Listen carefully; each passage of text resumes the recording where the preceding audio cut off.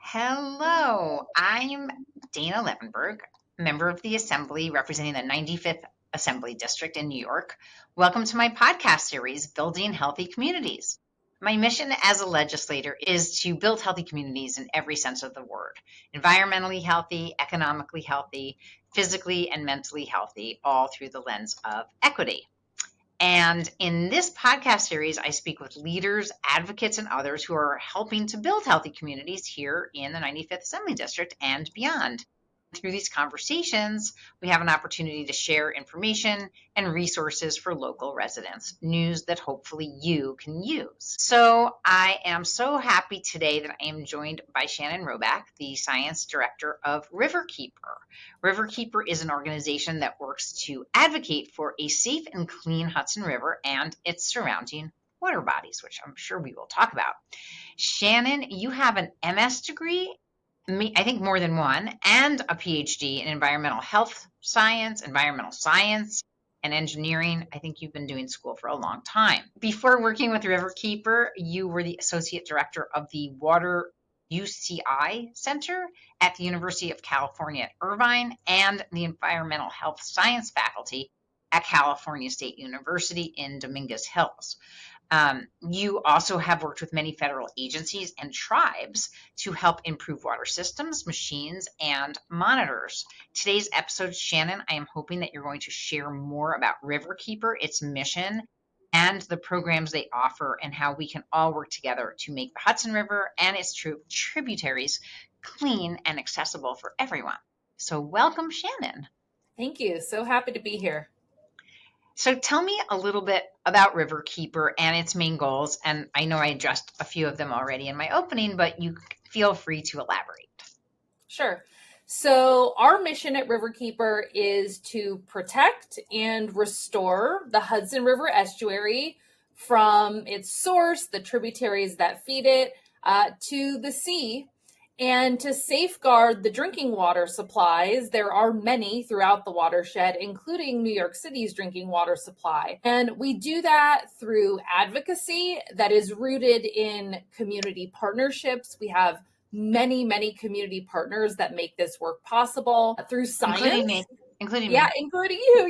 Yes, of course. And through science and through the law. So we've got a legal team, we've got a science team, an advocacy team, and a communications team, and we really all work together to accomplish this work, this mission. We like these things. We like science. We like data. We like facts, and we like the law, and we like to follow it. So thank you to Riverkeeper for all the good work that you're doing. And I know that you've been excellent partners protecting the Hudson River. And I will mention also, which I haven't, is that my assembly district actually is almost all along the Hudson. All my communities, except for one, really have a little piece of the Hudson River at some point. So basically from Briarcliff, Ossining, Croton, Cortland, Peekskill, and Cold Spring, Garrison, all those communities and Buchanan, they're all on the Hudson. So the Hudson River is really important to me and to my communities and to the people that I represent.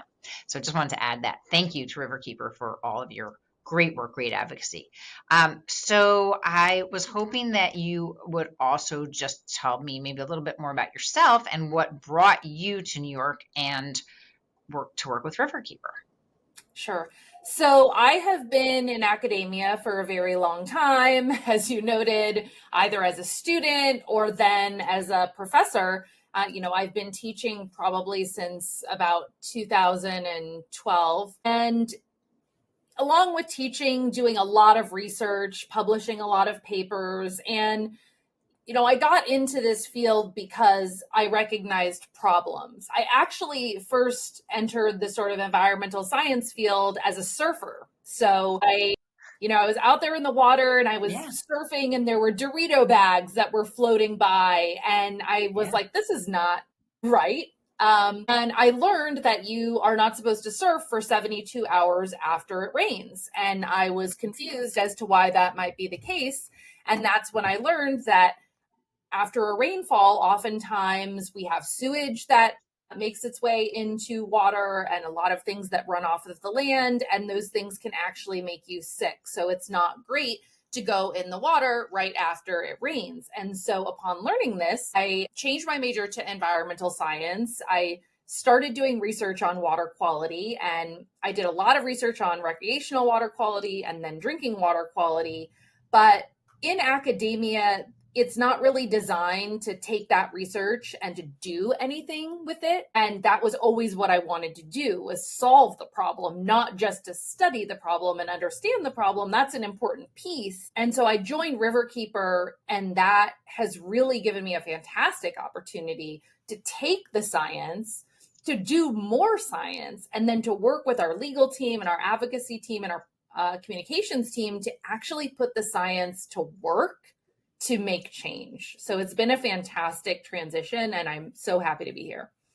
Fantastic. Well, that sounds great. I'm going to ask you off the air if you know a friend of mine out there, because I just thought you might know him. I was honored actually to be able to award a $20,000 grant to Riverkeeper to purchase some testing equipment for your water quality program. Could you talk a little bit about how this equipment can increase the impact of Riverkeeper's work?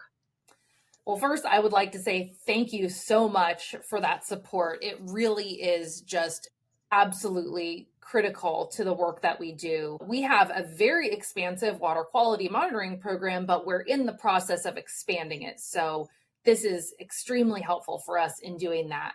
We have about 120 sites in the estuary itself, from New York City to just past Troy, where we sample once a month, May through October. So we have a boat. We start in New York City, and we take that boat up just past Troy, and we collect water samples at 120 locations along the way.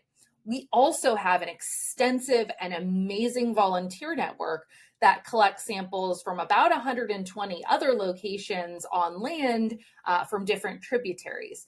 And so what this equipment will help us to do is to expand that tributary monitoring program.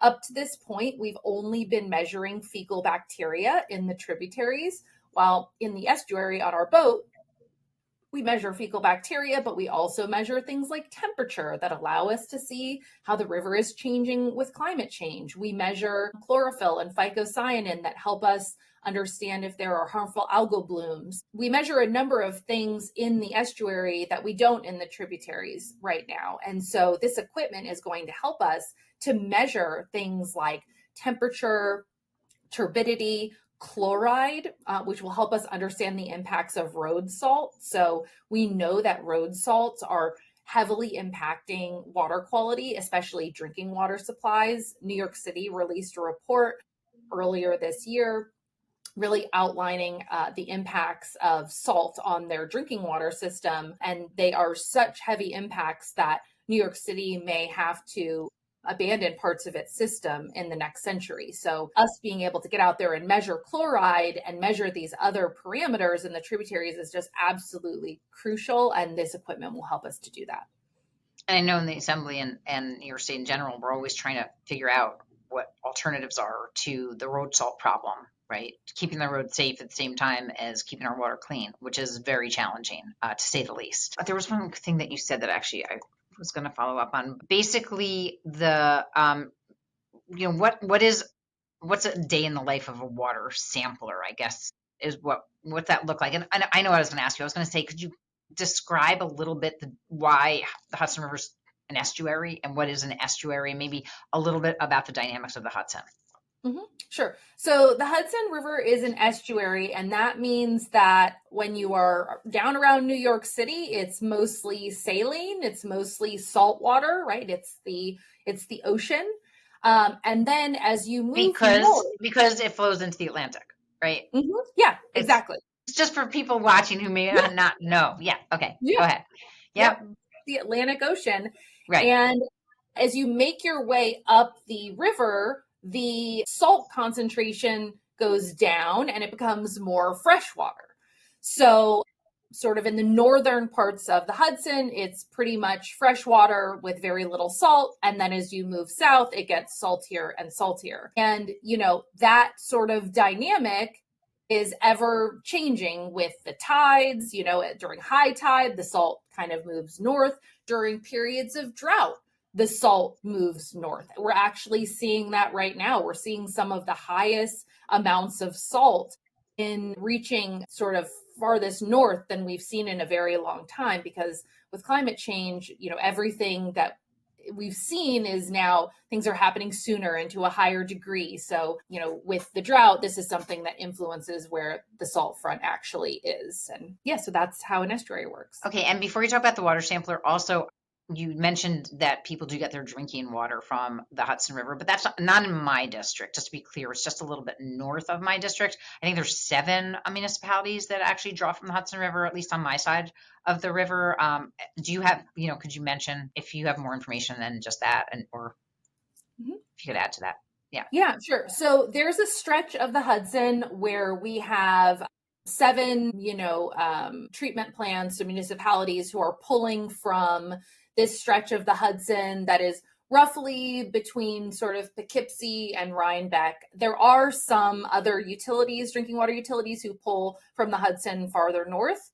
What's actually really interesting about these particular 7 municipalities is that they have formed an intermunicipal council to help them better communicate and to sort of manage this area of the river to make sure that it remains safe for drinking water. So it's just a fantastic example of how local government can work together collaboratively to manage a shared resource and share information. So it's just a fantastic group, and they do a lot of good work. Because when you were talking about a little bit about the drought and how it's impacting the saline levels, I was thinking about, have the saline levels gotten so high that they're actually impacting the communities that are drawing their drinking water from there? Do we know that they are? They are constantly monitoring that. And I think right now we are still at safe levels, but this is something that we are concerned about as climate change progresses, because if the salt front continues to move north due to drought or due to sea level rise, which we expect both of those things to happen, there could be a scenario in many years where salt really becomes an issue, and those treatment plants have to make upgrades and build new technology to remove the salt. We have the technology, we can do those upgrades, but it could definitely be something that we need to do in the future. Gotcha. Okay, so back to the question of a day in the life of a water sampler at Riverkeeper. So I'm going to break this down into 2 samplers, because we have our staff, and they're out on the boat. And so that is, waking up early, getting out on the water, bringing out coolers and bottles, and taking a boat ride. And, sometimes it's a nice boat ride, and sometimes there's a little bit of rain or it's a little bit cold. So the life of water sampler can be a lot of fun cruising on a boat. And it can be, just getting the work done in conditions that are not conditions where you'd like to take a cruise on a boat. And then we have our volunteer network, and these volunteers are mostly collecting samples near their home.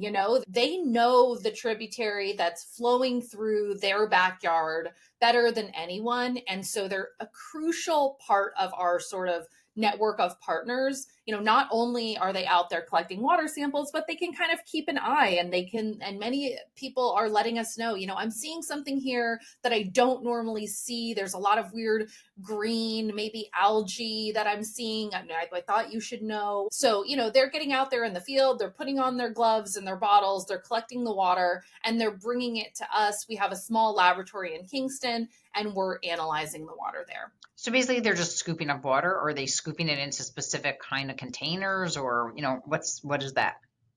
So we have special bottles that have to be sterilized in order to measure fecal bacteria, which is the primary bacteria we measure.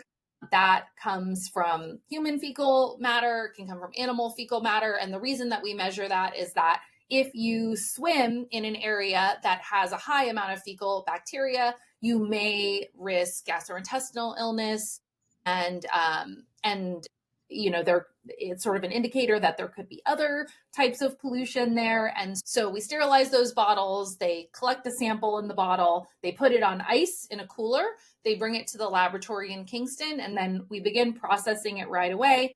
And we have results within roughly 24 hours. And what about on the boat?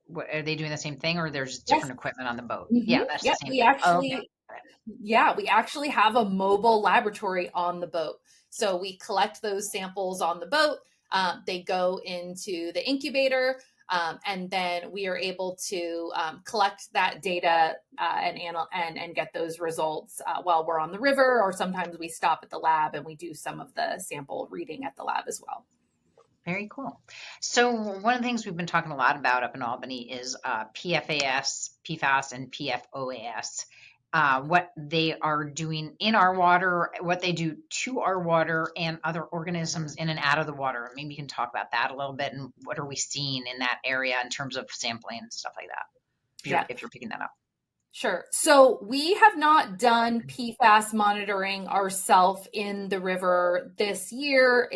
We would like to do it and we are planning to do it. Hopefully, we'll be able to do some PFAS monitoring next year. But we do know that some other researchers have done PFAS monitoring in the past in the estuary and have found that there are PFOA and PFOS, which are the two sort of legacy PFAS that were supposed to have been voluntarily phased out, but they're so persistent in the environment that even though this voluntary phase out happened, roughly 10 years ago, we still see them in the water and they're still being discharged from wastewater treatment plants, and in some case through industrial discharges and through things like landfill leachate, which is the kind of soup that collects from a landfill as things decay. So in terms of PFAS, we are really concerned, especially with PFAS as a drinking water contaminant. Luckily, in the river itself and also in New York City's system,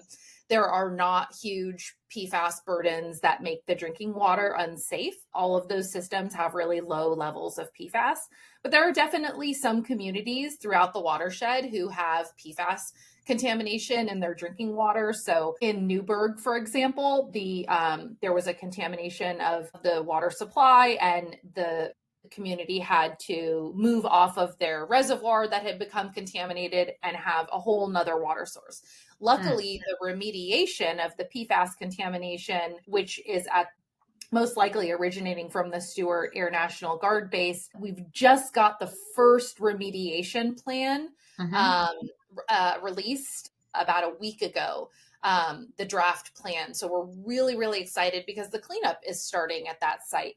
So It's definitely an issue. And I would say another big concern for us right now is that we may be losing the federal PFAS maximum contaminant levels that were proposed during the last administration. It looks like those are going to be rolled back. So we were going to regulate 6 PFAS in drinking water, and it looks like EPA is now only going to regulate 2, and they're going to delay those regulations. We're waiting for that announcement sort of imminently. So we would love to see New York State. I was going to say, can't we do that? We can regulate it, right? Yes. Okay. So we're adding that to our plan for when we go back to session. Absolutely. That would be great. We've been working on it in lots of different ways, with the plastics bill and producer responsibility and things of that nature, but that's not quite the same as making sure that we regulate it in drinking water. So that's critically important, although we know that it's going to be expensive, because I think it is expensive to filter it out, right? It's like another very expensive piece of equipment, just like all of these are, whether it's desalination or getting rid of toxins. But we don't want them. We already have them in our bodies. We don't want any more of them. Yep. I agree. Okay. So let me just see where I'm at. So based on the water samples that Riverkeeper has collected, what are the current stream conditions, and what do they tell us about the stream's biodiversity, its potential impact on the people of the Hudson Valley, and the future of the Hudson? Yeah. So what's really nice about our monitoring program is that it's been going on for a really long time. And so we have this historical data set, and we've been able to learn a lot from that data set. So one of the things that I think is really important to articulate is that the river is actually safe for swimming most of the time and in most locations. And I think for people who grew up along the river, sometimes that's shocking to hear because there's this perception that the river is a really polluted and scary place to be, to go in the water. But we've made a lot of progress over the years under the Clean Water Act, Mm-hmm. being able to, hold polluters accountable and to actually clean up the river. There's a lot of places where it's very safe to swim most of the time.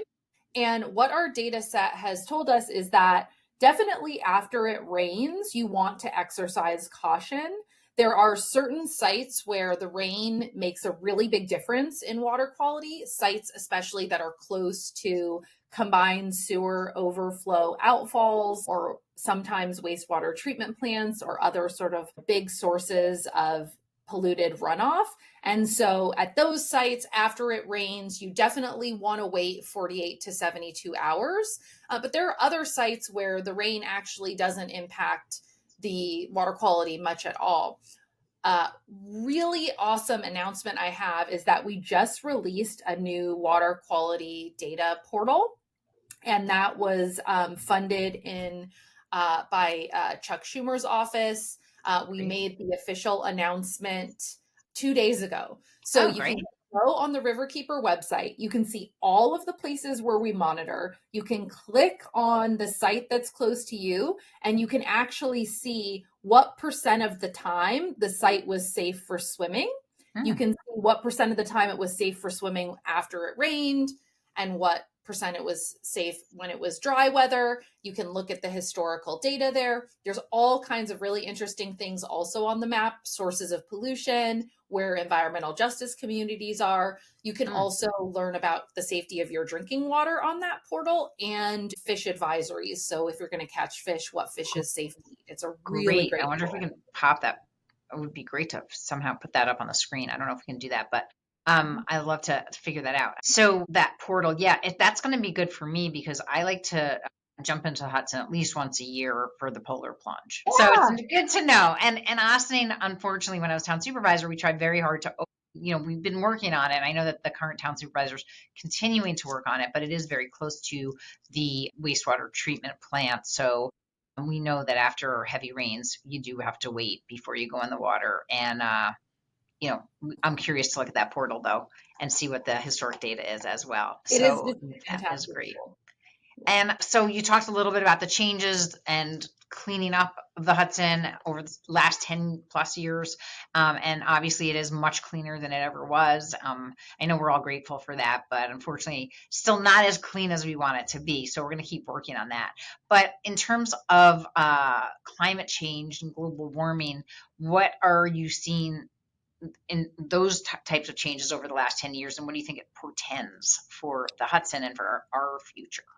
Yeah, I mean, this is such a timely interview because there's so much going on this week. It's been a very busy week. We launched the portal, and simultaneously, we have what appears to be the largest harmful algal bloom in living memory Wow. on the Hudson right now. That's happening Where right now.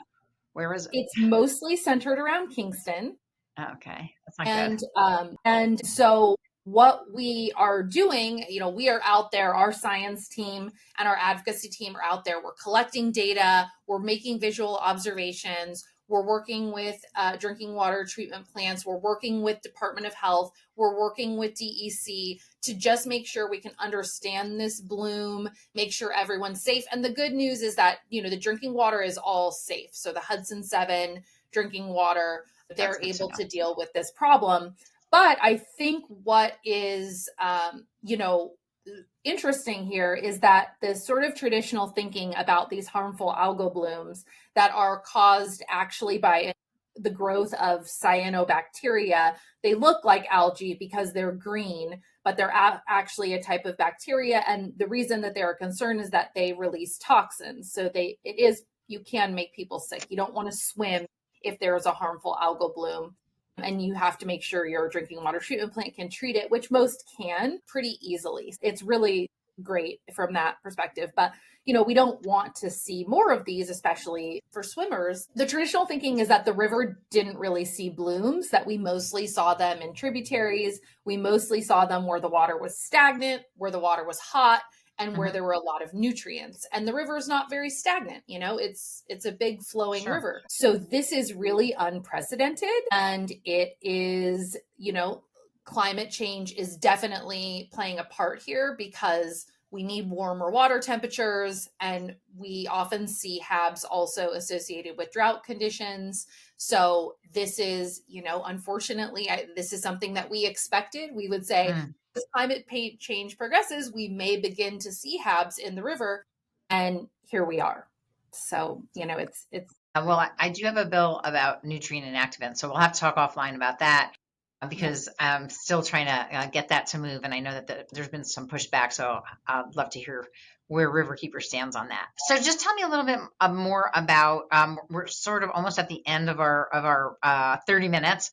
So if we can just wrap it up, maybe maybe you can talk a little bit about how Riverkeeper has contributed to helping youth of the Hudson Valley join the initiative to help restore the Hudson and keep it clean. And I know you talked a lot about those volunteer programs, and I do think that we do have many youth who are involved in those. I happen to know about some in Ossining, and also maybe how the public can get involved with Riverkeeper. You can wrap that up all neatly into a little package. Sure. Okay, so in terms of the youth, we actually have a really awesome program called the Water Justice Fellows Program Mm. that is specifically for youth in environmental justice communities. So it started in Troy in collaboration with the Sanctuary for Independent Media. They actually built a lab, and those students go out and collect water samples, and we train them, and we take that data, and that data is actually up on our portal. So they're really part of the program. And in addition to collecting those samples, they complete a curriculum called Source to Estuary, where they learn about their water from its source to the estuary. They learn where their Fantastic. drinking water comes from. They learn about wastewater, and we just expanded that program to Kingston as well. So this Water Justice Fellows program is something that we're hoping will continue to grow throughout the watershed. We also just were able to partner with Hudson Valley Community College so that those students participating can get college credit for their Wonderful. participation in the course. So really, really excited about that. In terms of volunteering for everyone, we have another really awesome new program that we just launched. It's called the Riverkeeper Volunteer Ambassador Program. And so, what this allows people to do is sign up as a volunteer ambassador for Riverkeeper, and we will provide training. You'll learn all about Riverkeeper, all about our initiatives, learn how to speak with the public, and then you'll be able to go and participate at tables at events and share our mission and really connect with people who care about clean water, care about keeping the river healthy. It's a really awesome opportunity for people who are passionate about the river and passionate about this work to meet others who are doing that and to go out and represent Riverkeeper in the community. That's amazing. Well, thank you so much, Shannon. And I think you've just done a great job explaining everything that Riverkeeper does. I hope people take the time. I think it's riverkeeper.org is your website, right? Riverkeeper.org to find your new portal and to learn more about Riverkeeper, how we can all help, because that's the only way that we're going to actually keep our river clean for swimming, for drinking, for recreation, and all the wonderful things that we do. So appreciate you and all you do at Riverkeeper, and let's keep on doing great work together.